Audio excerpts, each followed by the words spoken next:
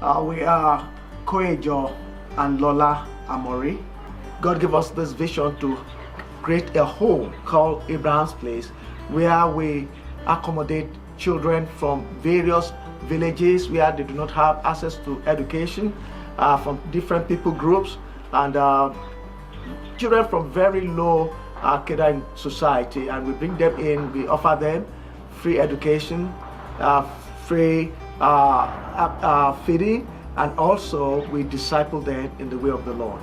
When you drive around in Niger, most of the things you see people, yes, but you see more children, and you're almost like 50% of this country, they're children. Here, the beauty of it is there are different tribes that normally they wouldn't even relate, but being in Abraham's Way, which is a home, they get to relate. Their brother's keeper, they do things together, and we'll see the love of Jesus in action. The Niger Republic is about 99% Muslims, so we trust in the Lord to raise a generation of disciples and ambassadors through this ministry, Abraham's Place. We thank God for each day, and we wake up with thanksgiving.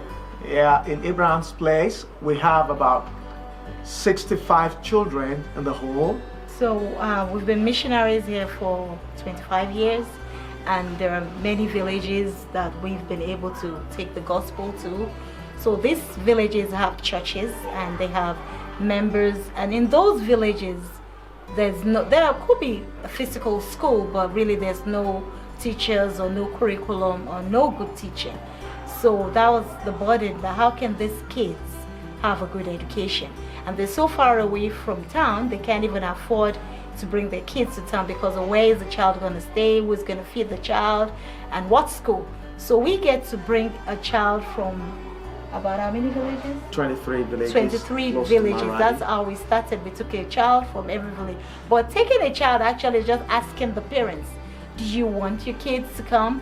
And a parent wants us to take 4 of their kids. We're like, no, we just one at a time. So the parents are rushing at the opportunity that, oh, my kids can be better fed, my kids can be healthier, and so these are the kids come. So the parents actually bring in the kids. So we are so excited when we look at different aspects of their lives. And physically, they've been transformed.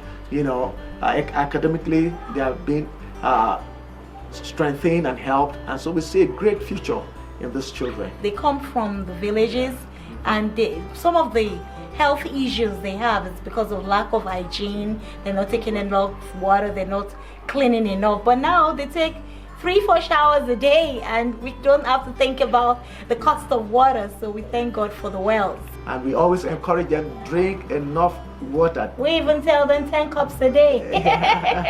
So we thank God for the well. It's been a great blessing. The kids are with us 10 months a year. Yeah. So we say they are kids more than even their biological parents, because they only get to go home for like 2 months. Right. So and then they're here, and we miss them when they're gone because everywhere is quiet. So that's it. So they're so used to us and so used to the system here that even when they go home, they keep calling. So when are we coming back? And we love to hear that. Yeah, the good thing about the kids going back home is that they are our ambassadors. Amen. They go back to kind of raise a standard for other kids. They will share the gospel. Share the gospels in area of cleanliness, and they go back to be a great help to their families, to their younger ones, with their local churches, and we've seen the ripple effect. We were once in a village. We went to do a meeting there, and there was a little child crawling and gathering sand and putting it in her mouth. So I'm looking at the baby and I'm thinking, what can I do? Then one of our kids from AP runs to the baby, picks the baby and remove all the sands, clean the face. And I was just so happy that they take the teachings from here to their different villages. They're touching lives as well. Yeah. But by the time we put it to the end of the year, it costs about $500 for each child, because we figure in other expenses. The ministry operates definitely by faith. We trust God for each day for provision, and God has been so gracious and faithful to us. He's moved people's heart at one time or the other to be part and of what we're doing to support this ministry. So at the end of the day, to sponsor a child for a year, it may cost $500. We also believe that we should have a regular means of income that also will help us do more.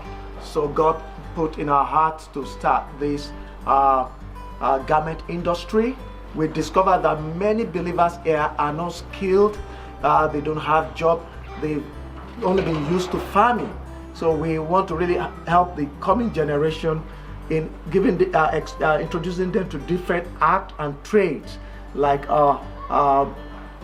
tailoring, like barbing, like welding, and different sorts of trades that could be used to hand livelihood. So here we're teaching them how to take a bath, how to be able to eat 3 times a day, how to be clean, how to worship Jesus. Amazing to see the growth, the change, the transformation.